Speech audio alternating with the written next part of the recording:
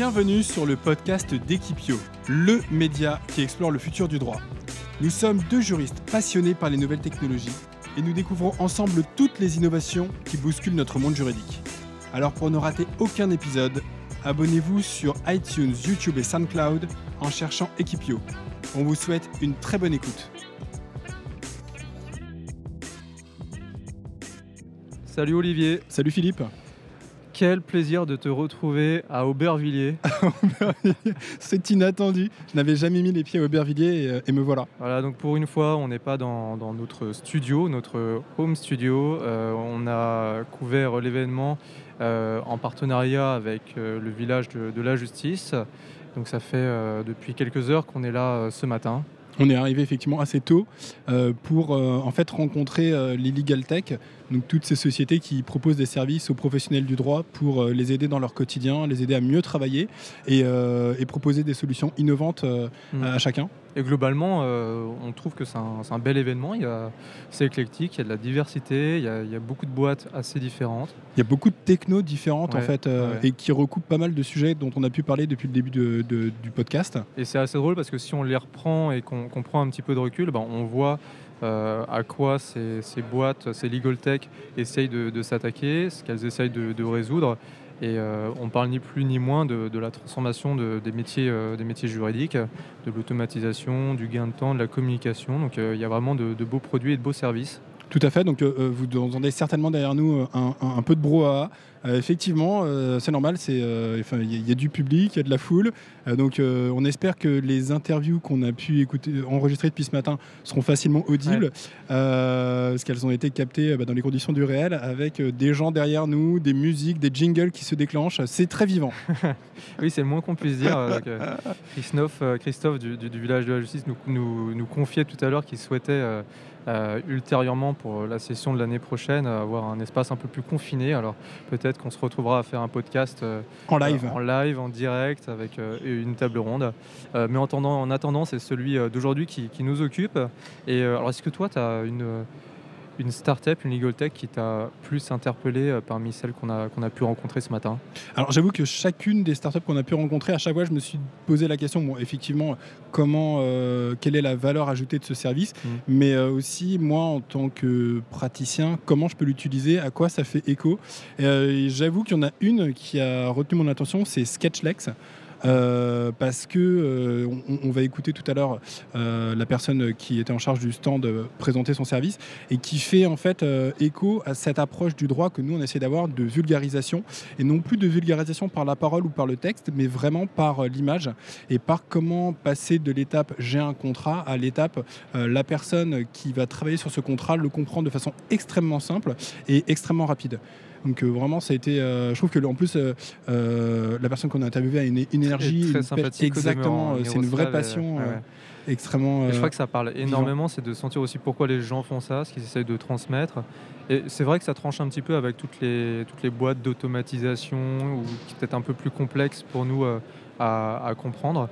Et on en revient à des savoirs ou des expertises qui sont importantes, comme la communication, tout simplement en fait.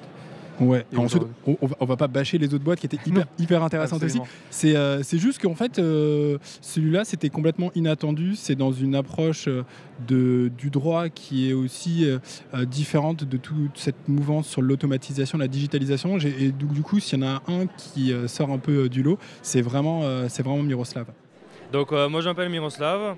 Je suis juriste spécialisé en propriété intellectuelle.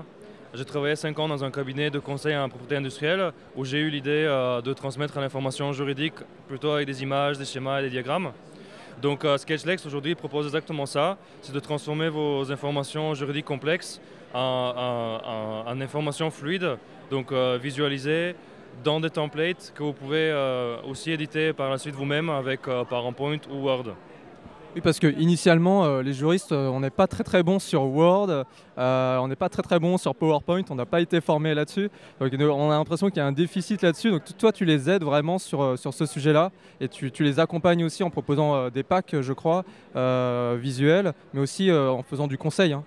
Oui, effectivement, si vous voulez, la valeur ajoutée de Sketchlex, c'est vraiment de prendre de là où vous vous êtes arrêté, ou en tout cas là où les juristes s'arrêtent habituellement.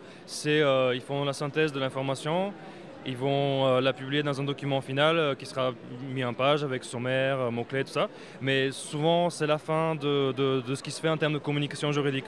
Moi, je prends à partir de ce moment-là et on va utiliser 3 leviers supplémentaires, qui est le langage clair juridique, le service design et la visualisation. Ce qui permet pour moi de créer un droit fluide, c'est-à-dire que la personne, quand elle reçoit une prestation juridique, c'est tellement fluide qu'on ne sent même pas qu'on est en train de faire du juridique. Ça, c'est le but ultime. Ah, c'est super, quoi. Ça permet de réduire vraiment la friction avec les clients internes, les opérationnels et donner peut-être un peu de renouveau pour les directions juridiques. Et donc j'ai vu qu'il n'y a pas longtemps, tu avais mis en accès public un petit pack avec des icônes. C'est quelque chose que tu vas continuer à faire régulièrement aussi, ou c'est aussi pour montrer, j'imagine, ce que tu fais, ce qui devrait se faire aussi dans beaucoup de directions juridiques? Oui, effectivement, je viens de publier sur Sketchlex une pack de 16 icônes relatifs à la communication et la compréhension du droit. C'est des icônes que moi j'utilise depuis un certain temps pour ma propre communication, que maintenant j'aimerais bien que tout le monde utilise. D'ailleurs, si vous les utilisez, je veux bien que vous laissez un commentaire avec un lien vers le document, ça peut être intéressant pour moi. Mais le but, c'est de créer une véritable collection d'icônes juridiques qui sera donc téléchargeable sur le site et qui va être un peu à la base d'un langage visuel. Oui, on comprend que l'idée, c'est d'arriver vers une sorte de référentiel visuel pour tous les métiers du droit. Ce qui aujourd'hui, je crois que ça n'existe pas en fait. Il y a pas de, nous, ça ne nous dit rien. Sur des présentations, je sais pas, en droit des contrats, en data privacy, en compliance, il y a des termes toujours très techniques. C'est très compliqué de le résumer en une icône. On n'a pas forcément les idées. Et toi, c'est vraiment ce que tu fais.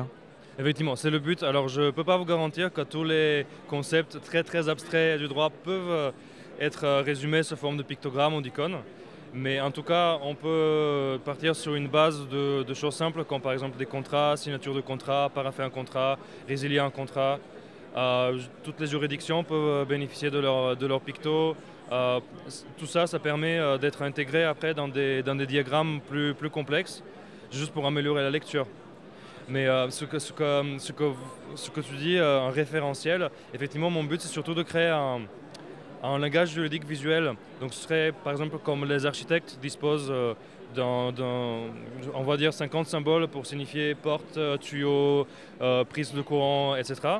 En fait, si les juristes disposaient de la même chose et un ensemble de connecteurs et de cases, ils vont pouvoir tout expliquer en n'utilisant que ces éléments-là.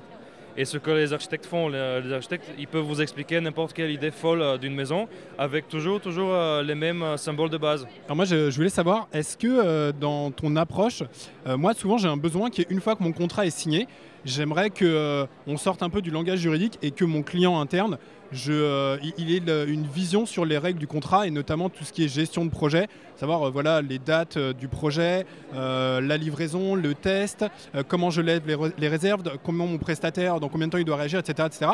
Est-ce qu'il y a une étape dans ton approche où moi je te pousserai un contrat et toi tu t'occupes de mettre en musique visuellement parlant toutes les règles du contrat ou au moins sur certains sujets assez précis? Ça, c'est quelque chose que tu ferais? Oui, effectivement, c'est quelque chose qu'on peut faire. D'ailleurs, il y a différents types de méthodes de visualisation qui existent, qui sont totalement adaptables à ce cas-là. Il ne s'agit pas de faire quelque chose d'original. La visualisation est utilisée dans beaucoup d'autres domaines depuis très très longtemps. Il suffit juste de l'adapter au droit.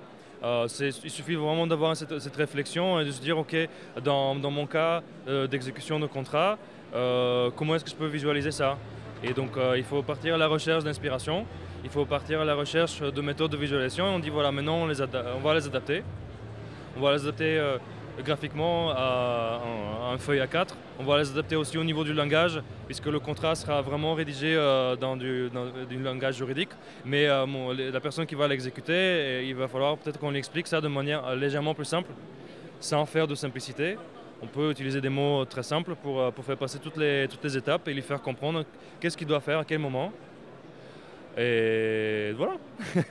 Et alors un peu plus tech maintenant, on a également rencontré Gino the Bot, qui n'est pas un chatbot. Non, c'est vrai, c'est ma faute. Je crois qu'en tout début d'interview... Non, mais je croyais aussi que c'était un chatbot. Moi j'étais persuadé que c'était un chatbot, mais c'est le terme bot qui m'a trompé. Oui. Et donc sur l'automatisation des contrats et comment aider à la construction des contrats de façon beaucoup plus rapide et beaucoup plus mécanique quelque part.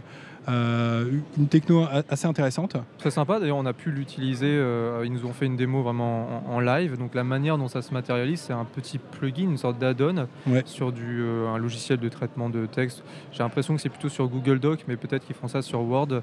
Ils l'ont pas montré sur Word là en l'occurrence. Non, mais il avait l'air de dire que ça pouvait être implémenté sur les plateformes des entreprises, donc du coup, parce que je sais pas s'il y a énormément d'entreprises qui travaillent directement sous Google Doc. Je crois finalement pas tant que ça encore pour l'instant, et je pense que pour toi ça devait faire écho à une pratique que tu as dû observer, d'avoir un modèle de contrat, des variables, des champs à remplir, comment tu peux gagner du temps, automatiser les choses, le rendre peut-être à disposition de tes clients internes.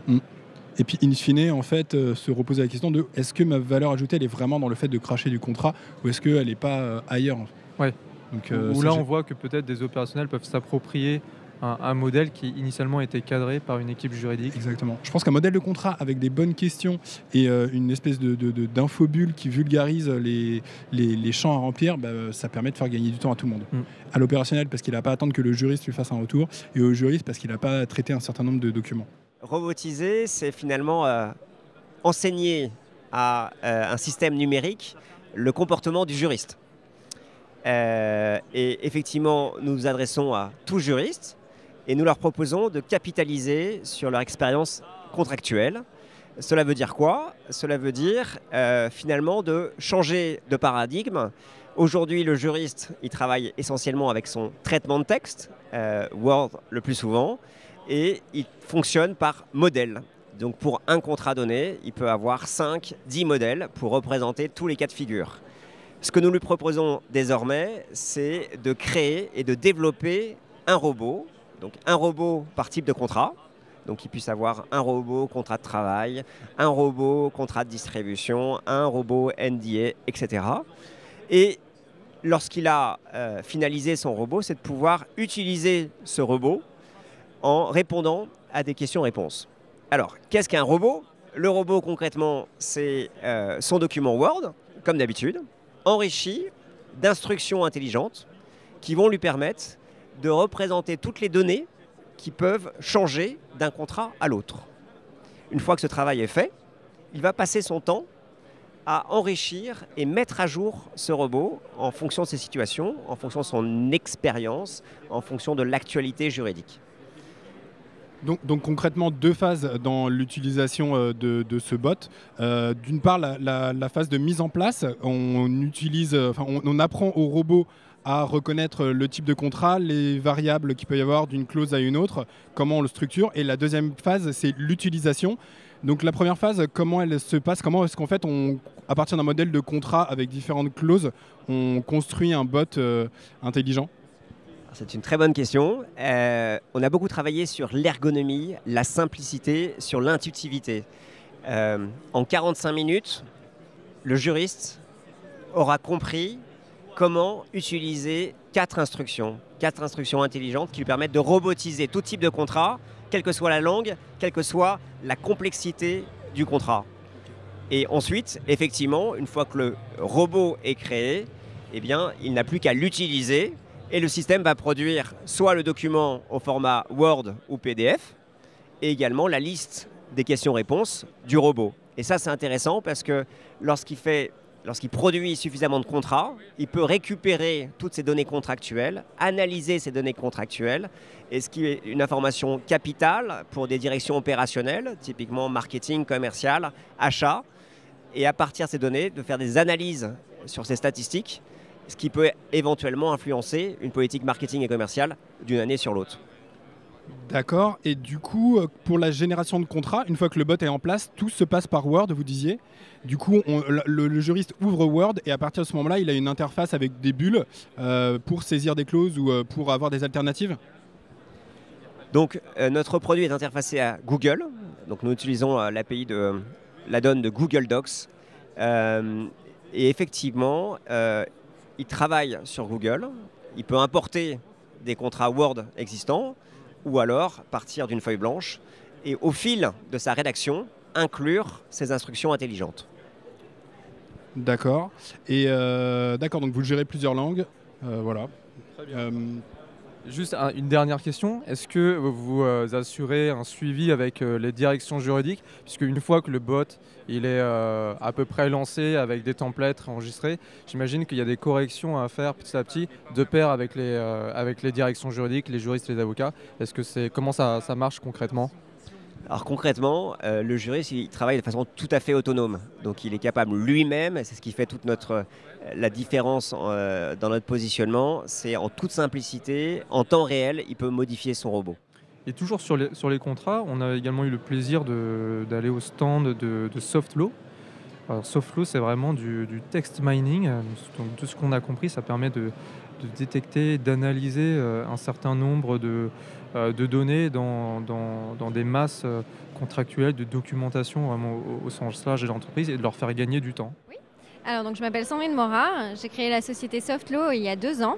Et Softlaw, donc avant de créer Softlaw, j'étais avocate en fusion-acquisition dans un cabinet anglo-saxon.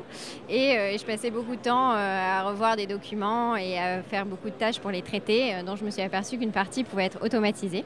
Donc c'est ce qui m'a donné envie de créer Softlaw pour développer un outil qui facilite le travail des professionnels au quotidien et en particulier l'outil que j'aurais aimé avoir moi quand j'étais en exercice.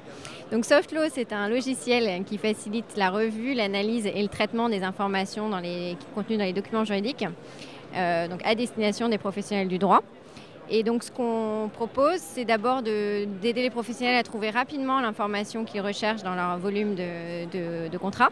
Et ensuite, on développe plein de fonctionnalités pour automatiser les traitements qui sont très chronophages, désagréables et coûteux pour les entreprises. D'accord. Et alors concrètement, comment ça se passe? C'est tes clients qui te donnent accès à leurs ressources ou tu as une plateforme sur laquelle ils mettent en ligne et ça scanne? Alors aujourd'hui, c'est un logiciel que les clients peuvent installer sur leur poste et qui leur permet de charger les documents pour automatiser les traitements dont ils ont besoin.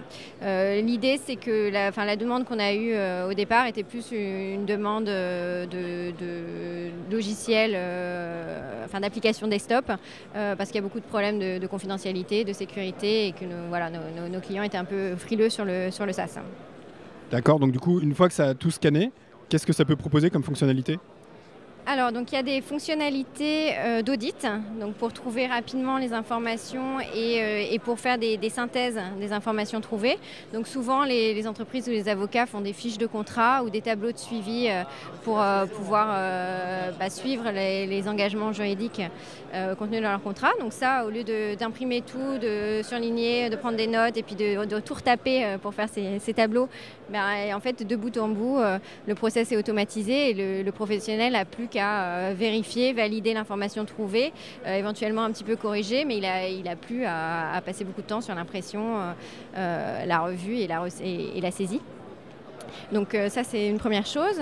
On a des fonctionnalités de knowledge pour les aider pour aider les professionnels à trouver vite le bon précédent, la bonne clause. On parlait tout à l'heure de besoin de mettre à jour des contrats, notamment en lien avec des changements réglementaires qui sont fréquents. Donc on a développé aussi une solution pour mettre à jour automatiquement certaines clauses dans des modèles de contrats. Et voilà, on développe de nouvelles choses en continu. On peut aussi faire des alertes, j'ai pas parlé de ça, sur des contenus qui sont problématiques. Donc ça, c'est à la demande. Nos clients nous indiquent qu'il y a des choses qui sont sensibles et on peut développer pour eux des algorithmes qui les aident à repérer plus vite ces informations.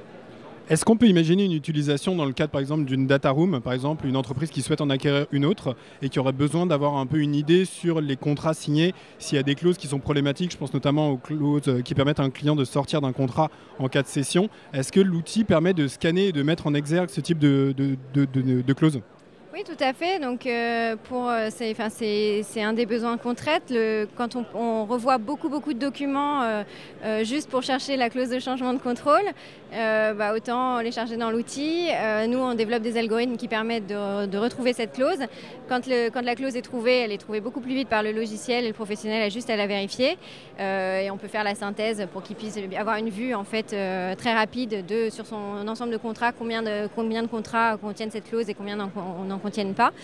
Plutôt que d'avoir à imprimer la pile de documents, et faire ce que je disais tout à l'heure, tout parcourir de façon, avec ses yeux, surligner, prendre des notes et puis faire une synthèse ou un rapport. autre entreprise, DeepBlock, que tu connaissais déjà un petit peu de nom.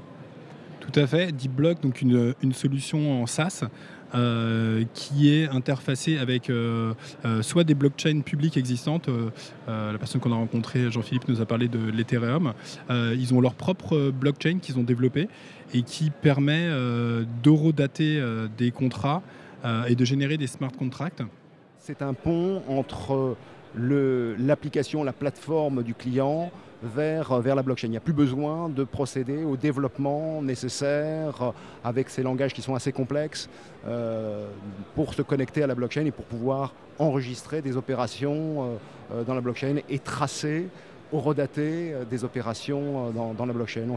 On sait aujourd'hui se connecter à toutes les blockchains du marché, que ce soit Ethereum, Bitcoin, Hyperledger.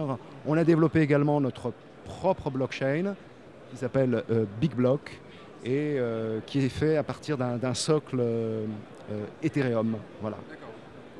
Parce que vous parlez de blockchain et aussi vous avez évoqué un peu de crypto-monnaie, mais est-ce que c'est pas lié? Je pense que c'est vraiment la technologie blockchain que vous utilisez après pour des contrats ou... Quand je parle de blockchain Bitcoin, je la décorrèle de l'aspect crypto-monnaie. Nous, on utilise on ne fait rien dans les fintech, on n'est pas du tout dans cet aspect-là des choses. On utilise la blockchain dans son aspect initial, à savoir la traçabilité, le horodatage d'opérations et pour donner date certaine aux opérations qui sont inscrites dans la blockchain. Alors de quel type d'opération vous parlez? Est-ce que c'est le flot de contrats par exemple, des sessions Ça peut être tout simplement des dépôts en matière de propriété intellectuelle, où vous avez la possibilité d'attester, de donner date certaine aux créations. Il y a déjà une plateforme qui est équipée de notre technologie, qui est la plateforme About Innovation, et qui utilise donc notre API pour pouvoir se connecter à la blockchain et proposer notamment à une clientèle dédiée aux créateurs de pouvoir déposer leurs œuvres et leurs créations et de donner date certaine à leurs créations. On imagine que ça a aussi une grosse valeur en matière de signature ou de validation de documents. Exactement, grâce à la blockchain, on peut effectivement signer un document, attester, prouver que des parties se sont mises d'accord sur un document, qu'elles l'ont validé, qu'elles l'ont signé électroniquement. On peut même envisager la mise en place de smart contracts qui consisterait à non seulement signer un document, mais dans le même temps de son exécution, dans le même temps de sa signature, envisager son exécution. Un contrat entraînant le paiement d'une somme d'argent, au moment où vous signez, vous exécutez en même temps le contrat sans qu'il n'y ait plus nécessité pour le client d'envoyer un virement. Si on prévoit un certain délai pour le paiement s'effectuera à telle date, à tel moment, en même temps que vous signerez le contrat. Ah, c'est pratique. Donc on imagine que ça a un bon impact pour les virements, pour les types d'opérations qu'il y a à exécuter. Et en cas de, donc en fait, vous limitez les cas de défaillance, par exemple, sur un règlement d'une prestation. Alors, il faut bien évidemment, dans le cadre d'un smart contract, prévoir, il s'agit de générer un code, de transcrire du point de vue du code une obligation contractuelle. Et bien évidemment, il faut faire en sorte que ce code puisse prévoir un certain nombre d'hypothèses et de sanctions en cas de non-respect, de cette obligation. C'est le code qui va régir la relation entre les parties. Une dernière question qu'on s'était posée pendant l'émission la dernière fois, comment vous gérez les demandes d'avenant sur un smart contract qui, à un moment, peut-être par définition, est un peu plus figé qu'un autre contrat? Mais il peut y avoir des modifications. Alors, on ne peut pas modifier ce qui a été mis en œuvre, ce qui a été inscrit dans la blockchain, mais il est toujours possible d'apporter non pas une modification, mais un changement d'orientation par le biais d'un avenant. Alors sur un plan technique, je ne vais pas rentrer dans le détail parce que ça serait très compliqué de vous exposer ça là maintenant, mais il y a des possibilités bien évidemment d'avenant et de mise à jour des smart contracts. D'accord. Très bien, merci beaucoup. Moi j'ai deux questions. Et du coup concrètement pour une direction juridique, si demain je veux faire appel à votre service, comment ça se passe? Il y a une plateforme d'échange ou alors est-ce que je vous pousse mon contrat et vous le retranscrivez en tant que code dans la blockchain? Comment concrètement, quelle est l'approche? Alors, il y a plusieurs approches possibles. Nous, on a développé une plateforme qui s'appelle Contract Management et qui permet d'ores et déjà de pousser et d'avoir un système de validation électronique et de signature électronique des contrats avec potentiellement cette exécution automatique. Mais on peut aussi, vous pouvez avoir votre propre plateforme avec vos propres développements. Et nous, notre action consistera à vous connecter à la blockchain pour réaliser l'opération finale d'inscription dans la blockchain via notre API. Et une autre question, parce que je vois que vous avez inscrit sur votre plaquette RGPD. Quelle est votre approche sur la protection des données personnelles ? Eh bien, c'est simplement de blockchainiser la tenue des registres. Cela donne date certaine aux traitements qui sont effectués par le DPO. Justement pour être conforme aussi et à donner une date certaine aux traitements qui sont exactement. Et Case One aussi, qui est très pertinent aussi. Ça permet, alors, je crois qu'initialement c'est plutôt pour les avocats, mais d'avoir un dashboard qui leur permet de suivre un petit peu leur projet, leur temps de travail, de remplir un certain nombre de tags par dossier pour pouvoir ensuite les retrouver sur un document. Et moi, quand je vois ça, je me dis que ça peut être également un beau projet ou en tout cas un bon outil pour des directions juridiques. D'accord. Et du coup, à travers cette plateforme, qu'est-ce qu'on peut faire comme fonctionnalité ? J'imagine qu'il y a du reporting, j'imagine qu'il y a la gestion de projet. Qu'est-ce que ça propose d'autre comme fonctionnalité ? Oui, tout à fait. Donc, il y a tout ce reporting. Est-ce qu'on peut voir toute l'efficacité du travail qui est fait dans le cabinet ou dans le département juridique ? Forcément, il y a toute la facturation, les timesheets pour voir le temps passé. Les temps passés sont très importants parce que c'est là où en fait on a une intelligence artificielle intégrée dans le système qui va permettre de, grâce à un système de machine learning, elle va pouvoir puiser dans la data et ramener justement ce reporting, puisqu'on doit avoir forcément des données pour faire le reporting. On va avoir, qu'est-ce que vous avez d'autre ? Forcément, vous avez ce qu'on appelle aussi des scénarios. Le scénario, c'est un chaînage, c'est pour faciliter en fait le process, le workflow. Lorsque vous savez que votre work process est très redondant, donc vous savez que toujours après une tâche A vient une tâche B, vous pouvez vraiment analyser votre work process et l'automatiser grâce au système. Disant, voilà, après une tâche A, je veux toujours qu'il y ait une tâche B qui soit créée 10 jours plus tard. Et le système peut le faire. Donc du coup, tout cet aspect un peu, j'ai envie de dire, dans le juridique, où c'est jonglage de deadline, de post-it, tout ça peut être supprimé grâce au système de Case One. D'accord. Et comment c'est au quotidien, sachant qu'un juriste travaille via son logiciel de messagerie, via la suite Office principalement, comment vous vous interfacez ? Est-ce que ça remplace ces outils-là ou est-ce que c'est en background derrière ? Alors non, pas du tout. En fait, on les intègre. On est un logiciel très souple, ce qui fait qu'on intègre, on peut être synchronisé avec tous les autres logiciels. Donc on est synchronisé avec Gmail, Outlook, les calendriers, avec Office, Google Docs très bientôt justement. Donc QuickBooks pour la comptabilité, on va intégrer d'autres outils de comptabilité aussi, parce que QuickBooks c'est plus pour le côté américain, il n'est pas très développé en France encore. Mais voilà, on cherche à pouvoir intégrer tous les logiciels avec lesquels travaillent les avocats. L'idée c'est vraiment d'avoir un support avec Case One qui les lie à tous les autres outils de travail qu'ils peuvent avoir, tout simplement. D'accord, donc l'idée c'est pas j'ai une timesheet à remplir à la main derrière, c'est vraiment je travaille sur mon doc Word et derrière il y a un logiciel qui automatiquement calcule le temps passé dessus. Exactement. Alors le logiciel ne peut pas prendre automatiquement le temps que vous avez passé sur un document, il faut vous-même que vous puissiez mettre soit un timer, soit vous avez en effet une entrée à mettre à la main, personnalisée, soit vous avez une intelligence artificielle qui vous dit pour votre utilisateur, votre profil, pour la tâche que vous rentrez aussi, la moyenne des temps que vous rentrez pour cette tâche-là. Donc vous avez vraiment, ça vous permet de voir aussi vos moyennes, peut-être faire du benchmarking aussi pour le cabinet d'avocat, parce que vous voyez en moyenne combien de temps rentrent les personnes sur une tâche quelconque comme une rédaction de contrat. Et là vous voyez qui est en dehors du benchmark, qui est plutôt meilleur et tend à diminuer la moyenne. Donc pour les directions juridiques, ça permet aussi de challenger les avocats à la fin en regardant pour telle tâche combien de temps ils ont effectivement passé versus le montant facturé. Tout à fait. Alors c'est vrai que il y a peut-être certains points que les avocats ne vont pas vouloir montrer, les disclosures, ils ne vont peut-être pas vouloir les montrer à leurs clients. Mais on a aussi forcément un portail client. Le portail client permettant d'ouvrir l'accès à leur dossier aux clients. Et dessus, les clients, alors comme dans une data room, l'avocat va pouvoir choisir ce que le client va voir dans son dossier. Mais ça va lui permettre peut-être de voir justement le temps passé, donc les timesheets, voir combien de temps il passe en moyenne sur d'autres dossiers. Donc, on peut partager beaucoup avec. Et on voit cet après-midi OpenFlow. OpenFlow, ouais. Première marketplace, si je ne m'abuse, de documents juridiques en ligne. Donc déjà, c'est un changement un petit peu de paradigme. Voilà, nous proposons aux professionnels du droit et du chiffre, comme je l'ai dit, de devenir leur propre éditeur en créant leur boutique en ligne et en proposant aussi bien des modèles de contrats que d'actes, des notes d'information sur des sujets détaillés qu'ils maîtrisent, ce qu'ils veulent en fait, qui auraient une valeur et qui pourraient amener des clients vers leur cabinet. Parce que nous avons pour ambition de leur permettre de retoucher le marché du droit qu'ils ont un peu perdu face à certaines sociétés commerciales.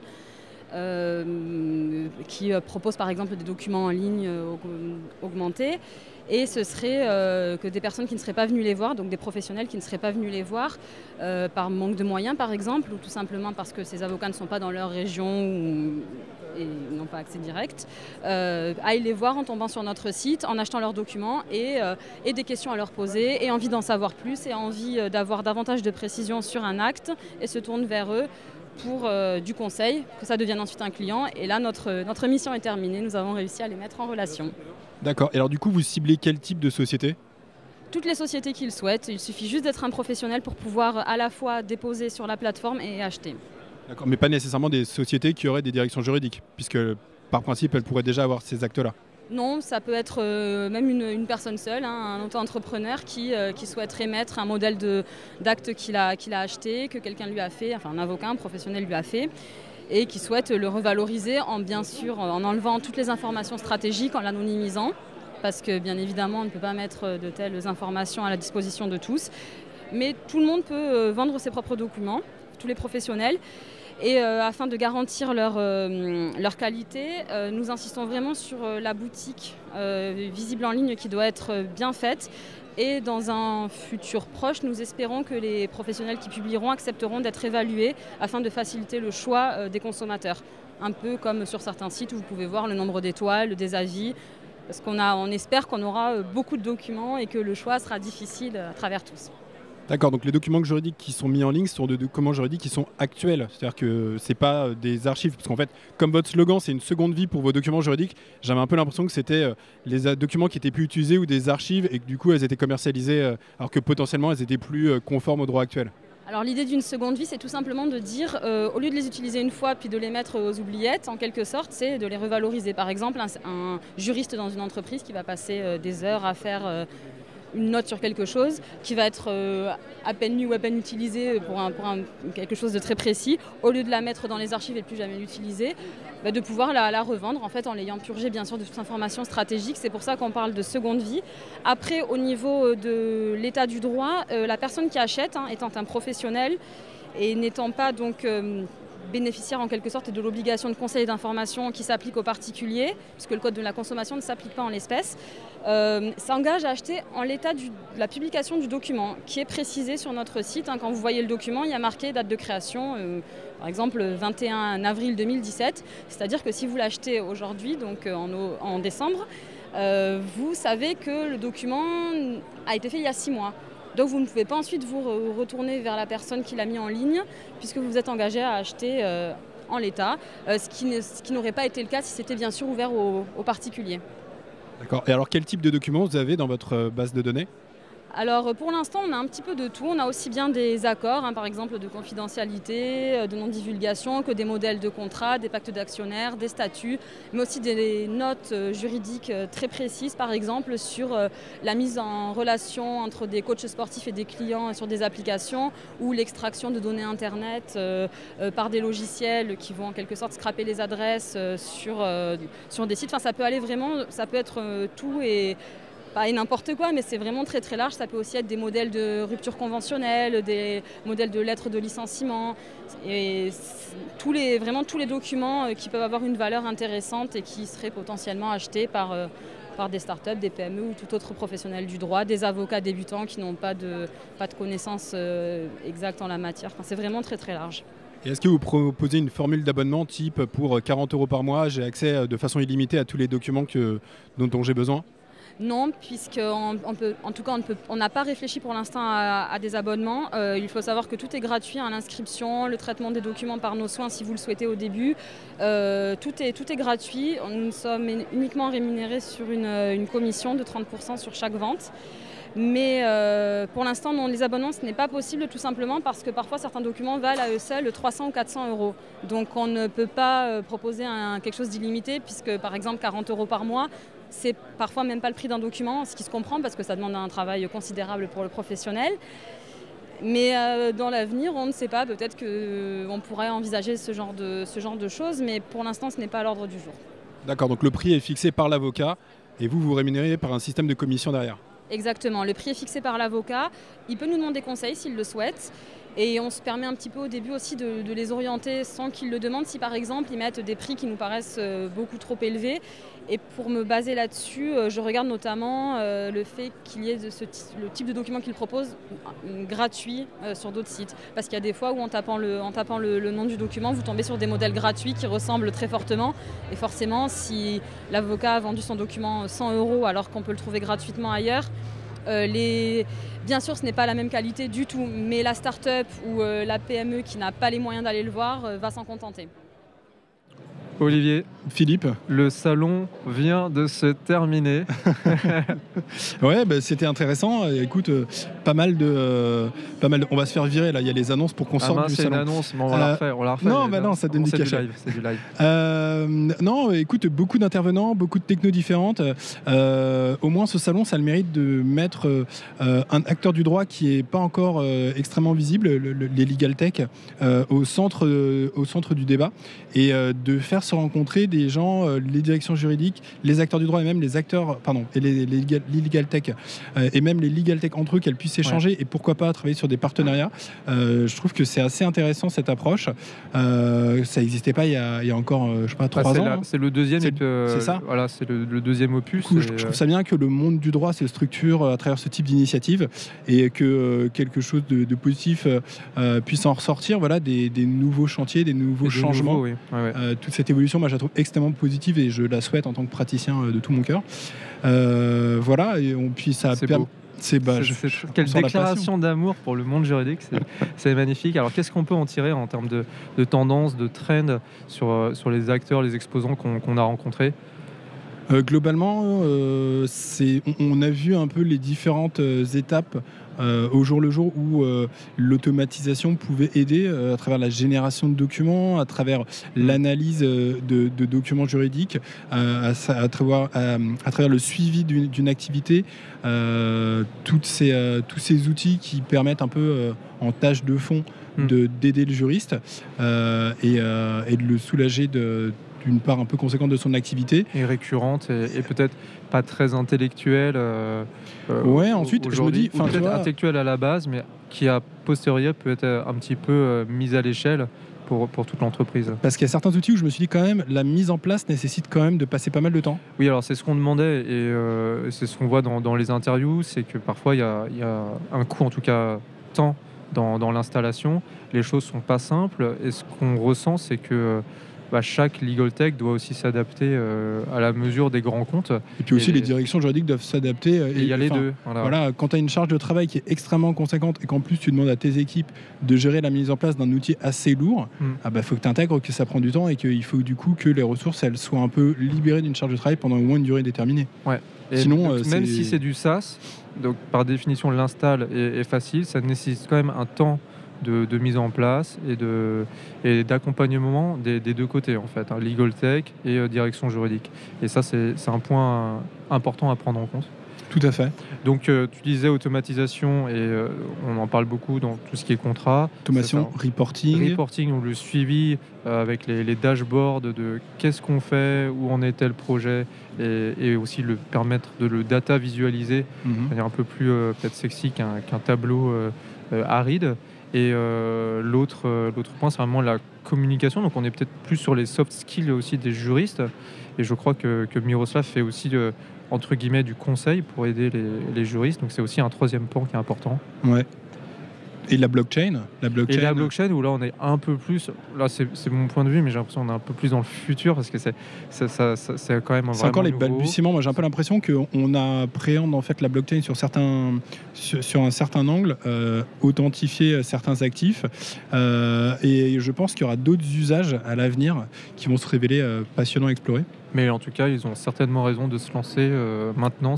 Tout à fait. Et puis je pense qu'aussi les directions juridiques doivent avoir le pari de tenter juste pour voir comment ça peut être utilisé et elles-mêmes réfléchir et être proactives pour proposer de nouveaux usages. Ne pas attendre de l'extérieur certains besoins. Absolument. Alors qu'est-ce qu'on pourrait, pour terminer et donner un peu de perspective... Parce que là, l'émission commence à être très longue. Hein. Exact. C'est peut-être la plus longue depuis les agents de sécurité vont nous virer. Donc, il faudrait qu'on traque qui est là à la fin. Et s'il n'y a plus qu'une seule personne qui nous écoute, on redéfinira un petit peu les choses. Mais si on pouvait améliorer peut-être une ou deux choses sur ce salon, puisque c'est quand même un salon qui est quand même nouveau. Alors il y avait un premier point qu'on avait discuté, c'est d'avoir peut-être un espace isolé ou si on peut avoir un podcast dédié à cet événement en live et pas des cartons qui sont posés devant nous brusquement et des coups de cutter en fait. Donc voilà, donc le salon devient très violent en fin d'émission. Nous on vous conseille de partir à 16h en fait. À 16h c'est une bonne heure pour s'en aller. Ensuite ça devient voilà, il y a toute la frustration qui remonte, toute la frustration du monde juridique qui remonte et du coup ça devient plus compliqué. Donc un espace dédié et l'autre c'était sur... mon titre, moi je suis passé directeur juridique du département contentieux. Très flatté forcément par cette promotion. Va peut-être falloir que j'en informe ma hiérarchie. Alors comment ça marche, c'est que en fait tous les exposants, peut-être tout le monde, on a une petite appli où on peut scanner le badge de tout le monde. Et quand on scanne le badge, il y a un QR code, c'est relié à vos données personnelles, donc à votre mail, vous avez le numéro de téléphone et vous avez également le titre. Et Olivier et moi-même, on s'est retrouvés responsables contentieux, donc j'ai l'impression que... On a upgradé, forcément. Voilà, c'est une prise de responsabilité et on en est ravis. Merci beaucoup, Merci, Village de la Justice, c'est sympa. Merci de nous avoir écoutés. Vous trouverez toutes les références que nous citons dans le descriptif de l'épisode. Si vous appréciez Equipio et que vous voulez nous soutenir, vous pouvez nous laisser une note et un commentaire sur iTunes. Enfin, pour ne rien rater, abonnez-vous à notre newsletter en vous inscrivant sur equipio.com ou sur Facebook, Twitter et LinkedIn. À bientôt.